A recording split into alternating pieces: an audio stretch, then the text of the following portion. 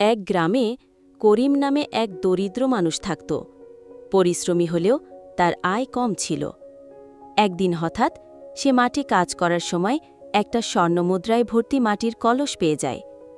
প্রথমে সে খুশি হয়ে ভাবে, এত টাকা পেয়ে আমি গরিবি দূর করব, ছেলেকে পড়াশোনা শেখাব, মানুষের উপকার করব। কিন্তু রাত বাড়তেই তার মনে লোভ ঢুকে গেল। সে ভাবল, এগুলো আমি একাই রাখব, কারো সঙ্গে ভাগ করব না। পরদিন সেই কলস লুকিয়ে রাখল। কিন্তু কয়েকদিনের মধ্যেই তার মন শান্তি হারিয়ে ফেলল। ঘুম ভাঙত দুঃস্বপ্নে। সারাক্ষণ ভয় করত কেউ যেন টাকার কথা জেনে না যায়। অবশেষে গ্রামের লোকেরা জানতে পেরে তাকে প্রশ্ন করল। করিম তখন ভয়ে কাঁদতে কাঁদতে সব স্বীকার করল।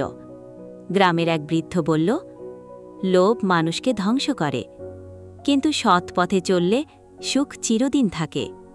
শেষে করিম টাকা গ্রামের মসজিদ ও স্কুলে দান করে দেয়। এরপর থেকেই তার মন শান্তি ফিরে আসে এবং সে গ্রামের সবার শ্রদ্ধেয় মানুষে পরিণত হয়।